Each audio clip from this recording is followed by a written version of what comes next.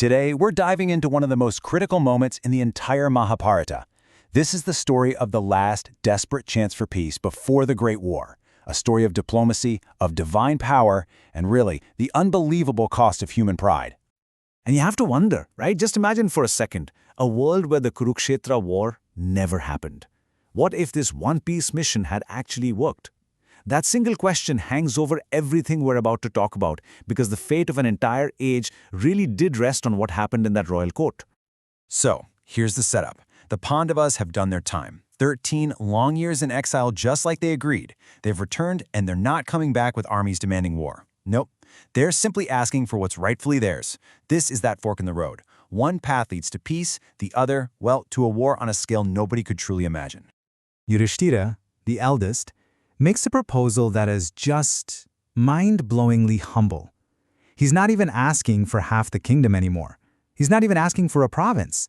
He asks for just 5 villages. Seriously, 5. Just enough for 5 brothers to live peacefully. It's an offer that was practically designed to be impossible to refuse.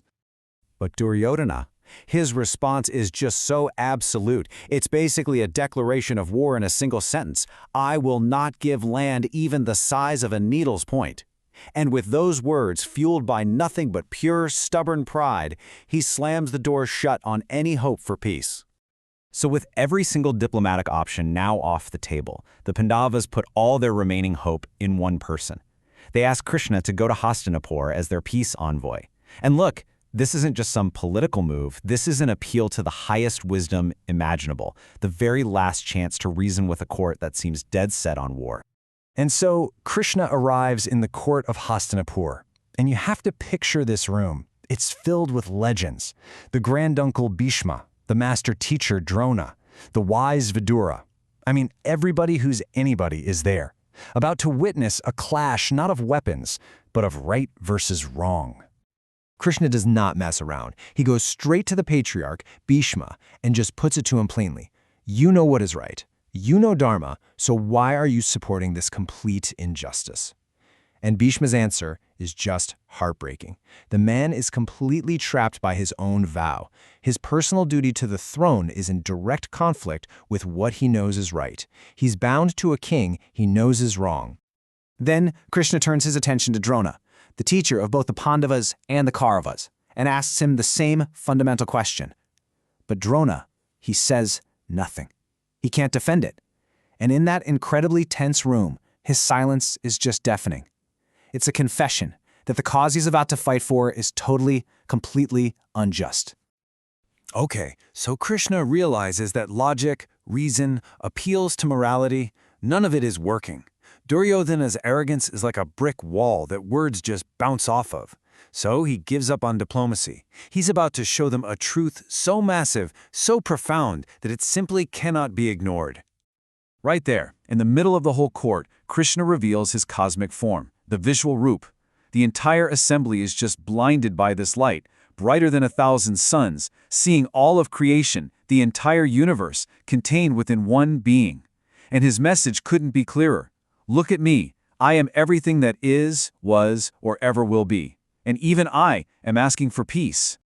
Now, you would think that seeing the literal cosmic form of God would humble a person, right?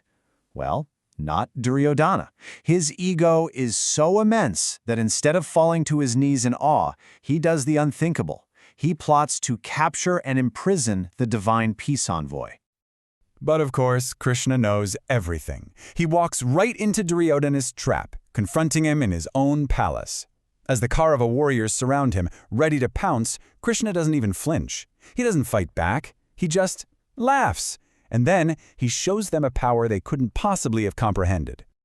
And let me be clear, this was not the same awe-inspiring vision from the court. No. This was the Vishwaroop, a form of pure, terrifying power. Fire literally erupted from his mouth. Flames shot from his eyes. And these great warriors, who were just moments away from trying to capture him, they just broke and ran in absolute, gut-wrenching terror. And that's it. That's the point of no return. Duryodhana's attempt to imprison a peace envoy, a divine one at that, just shatters any tiny lingering hope. The peace mission has officially failed. War is now inevitable. Back in the court, Krishna delivers his final verdict, looking right at Duryodhana. I didn't strike you down because you were unarmed, but make no mistake, war is now certain, and the Kauravas will be destroyed. And you have to understand, that's not a threat, that's a prophecy. It's a statement of fact, of a cosmic consequence that's already in motion. So Krishna goes back to the Pandavas with the terrible news. But before the war drums start beating, he makes one last crucial offer. He presents a choice to both Duryodhana and Arjuna, a choice that is going to define the entire war to come. The choice is brilliant. On one side, you can have his entire, massive, and powerful Narayani army. On the other side, you get just Krishna himself, all alone, and he vows he won't even pick up a weapon. Duryodhana, of course, blinded by the idea of military might, greedily snatches up the army. But Arjuna thinks differently. He doesn't choose soldiers, he chooses divine wisdom. He chooses Krishna. And with that fateful choice made, the path is set. Two colossal armies march toward the sacred field of Kurukshetra.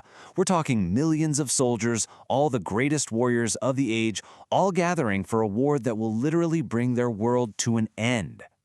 The war-conscious blow, the sound echoing across the plains. And in that final moment before it all begins, Arjuna, the Pandavas' greatest warrior, asks Krishna to drive their chariot right into the middle of the two armies. He looks across the field and he doesn't see an enemy. He sees his great-uncle Bhishma. He sees his teacher Drona. He sees his cousins, his family. And the sheer horror of what he's about to do just washes over him. His hands start to tremble. His legendary bow, the Gandiva, actually slips from his grip, and he turns to Krishna, completely broken, and says, "I can't do this. I cannot fight my own family." And in that moment of total despair, Krishna, his charioteer and his friend, doesn't scold him. He looks at him with compassion and makes a promise that will echo for all time. "Arjuna, I will give you the knowledge that will erase this doubt forever." And right there, that's the moment the Bhagavad Gita begins. Which brings us to a final, haunting question. We all know Duryodhana lit the match.